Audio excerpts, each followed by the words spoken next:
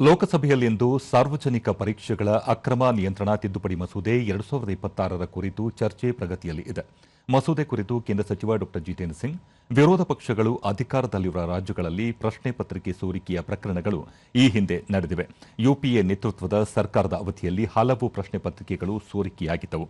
ಅದರಲ್ಲಿಯೂ 2009ರಲ್ಲಿ ರೈಲ್ವೆ ಇಲಾಖೆಯ ಪ್ರಶ್ನೆ ಪತ್ರಿಕೆ ಸೋರಿಕೆಯಾದ ಸಮಯದಲ್ಲಿ ಬಿಜೆಪಿ ಈ ಬಗ್ಗೆ ಪರೀಕ್ಷಾ ಸುಧಾರಣೆಗೆ ಶಿಫಾರಸು ಮಾಡಿತ್ತು. ಆದರೆ ಅಂದಿನ ಯುಪಿಎ ಸರ್ಕಾರ ಇದನ್ನು ಗಣನೆಗೆ ತೆಗೆದುಕೊಳ್ಳಲಿಲ್ಲ ಎಂದು ಹೇಳಿದರು.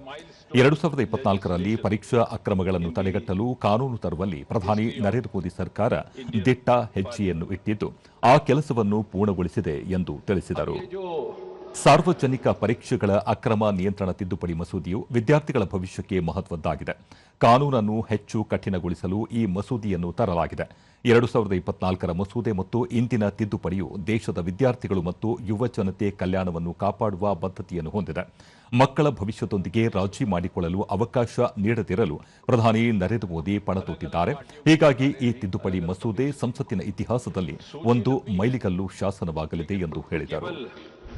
यादाश्त ताज़ा करवाने के लिए कुछ एक ऐसे वारदात जो बहुत ज्यादा समाचार सुर्खियों में रहे, 2019 में रेलवे रिक्रूटमेंट बोर्ड का एग्जामिनेशन, वो भी इन्हीं कारणों से, लेकिन शायद उस समय उस तरह की कार्रवाई नहीं की गई जिस तरह की अब प्रस्तावित की जा रही है. ಈ ತಿದ್ದುಪಡಿಯ ಪ್ರಕಾರ ಪರೀಕ್ಷಾ ಅಕ್ರಮ ಜಾಮೀನು ರಹಿತ ಅಪರಾಧವಾಗಿದ್ದು, ಇದರಲ್ಲಿ ಭಾಗಿಯಾದವರಿಗೆ ಜೈಲು ಶಿಕ್ಷೆಯ ಪ್ರಮಾಣವನ್ನು 5ರಿಂದ 10 ವರ್ಷಗಳಿಗೆ ಹೆಚ್ಚಿಸಲಾಗಿದೆ. ಜೊತೆಗೆ ಅಕ್ರಮದಲ್ಲಿ ಭಾಗಿಯಾದವರಿಗೆ ದಂಡ ಪ್ರಮಾಣವನ್ನು 50 ಲಕ್ಷದಿಂದ 5 ಕೋಟಿ ರೂಪಾಯಿವರೆಗೆ ವಿಧಿಸಲಾಗುವುದು ಎಂದು ತಿಳಿಸಿದರು. ಪೊಲೀಸರು ಅಥವಾ ಗೊತ್ತುಪಡಿಸಿದ ವಿಶೇಷ ಕಾರ್ಯಪಡೆಯು ಅಪರಾಧದ ತನಿಖೆಯನ್ನು 60 ದಿನಗಳಲ್ಲಿ ಪೂರ್ಣಗೊಳಿಸಬೇಕು.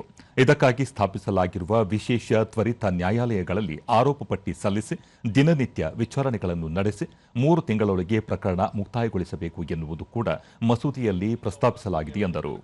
ಪರೀಕ್ಷಾ ಸುಧಾರಣೆಗಾಗಿ ಪ್ರಧಾನಿ ನರೇಂದ್ರ ಮೋದಿ ಅವರು ಜಾಗತಿಕ ಮಟ್ಟದಲ್ಲಿ ಖ್ಯಾತಿ ಪಡೆದ ತಂತ್ರಜ್ಞಾನ ತಜ್ಞ ನಂದನ್ ನಿಲೇಕಣಿ ಅವರ ನೇತೃತ್ವದಲ್ಲಿ ಉನ್ನತ ಮಟ್ಟದ ಕಾರ್ಯಪಡೆ ರಚಿಸಲಾಗಿದೆ ಎಂದು ತಿಳಿಸಿದರು. इसी विधेयक को थोड़ा और मजबूत करने की आवश्यकता. So we learned from the experience of the 2024 Act and the subsequent sequence of events, like any responsible government should do. And therefore, this amendment is being brought in to make the law more stringent, and to ensure speedy justice.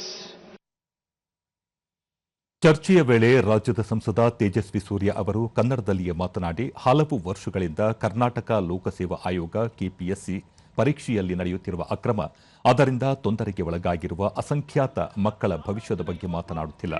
ಕಳೆದ 3 ವರ್ಷಗಳಲ್ಲಿ ಲಕ್ಷಾಂತರ ವಿದ್ಯಾರ್ಥಿಗಳು KPSC ಅವ್ಯವಹಾರದ ಕುರಿತು ರಾಜ್ಯದ ಮೂಲೆ ಮೂಲೆಗಳಲ್ಲಿ ಪ್ರತಿಭಟನೆ ನಡೆಸುತ್ತಿದ್ದಾರೆ. ಆದರೆ ರಾಜ್ಯ ಸರ್ಕಾರಕ್ಕೆ ವಿದ್ಯಾರ್ಥಿಗಳ ನೋವು ಅರ್ಥ ಆಗುತ್ತಿಲ್ಲ ಎಂದರು. ಕೆಪಿಎಸ್ಸಿಯ ಚೇರ್ಮನ್ ಅನ್ನು ಗವರ್ನರ್ ಸಸ್ಪೆಂಡ್ ಮಾಡಿದ್ದಾರೆ. ಯಾಕೆ ಮಾಡಿದ್ರು? ಅವರ ಮಕ್ಕಳನ್ನ, 2 ಹೆಣ್ಣುಮಕ್ಕಳು, ಅವರಿಗೆ ಯಾರು ಕೆಪಿಎಸ್ಸಿ ಚೇರ್ಮನ್, ಅವರಿಗೆ ಫೇಕ್ ಸರ್ಟಿಫಿಕೇಟ್ ಮಾಡಿ ಕೆಪಿಎಸ್ಸಿ ಚೇರ್ಮನ್ ಅವರಿಗೆ ಕೆಲಸ ಕೊಡಿಸಿದ್ದಾರೆ. ಮೊನ್ನೆ ವೆಟರ್ನರಿ ಕಾಲೇಜ್ನಲ್ಲಿ ವೆಟರ್ನರಿ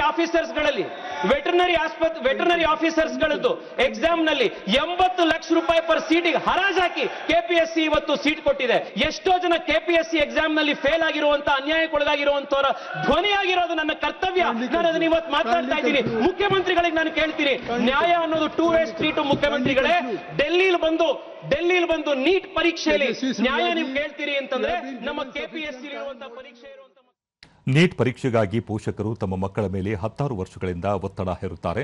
ಅವರನ್ನು ಅಂಕ ಗಳಿಸುವ ಯಂತ್ರವನ್ನಾಗಿಸುತ್ತಿದ್ದಾರೆ. ಬದುಕನ್ನು ಹೇಗೆ ಎದುರಿಸಬೇಕು ಎನ್ನುವುದರ ಅರಿವೇ ಅವರಿಗೆ ಇರುವುದಿಲ್ಲ. ಇದರಿಂದ ಮಕ್ಕಳು ಮಾನಸಿಕವಾಗಿ ಕುಗ್ಗುತ್ತಿದ್ದಾರೆ ಎಂದು ಹೇಳಿದರು. No first principles thinking, no problem solving skills, सिर्फ रट करना होता है सुबह से रात तक. सुबह 4 बजे से शुरू होते रात 10-11 बजे तक. ना खेल, ना दोस्ती, घर परिवार से बातचीत नहीं. एक प्रकार से मशीन बन जाते बच्चे.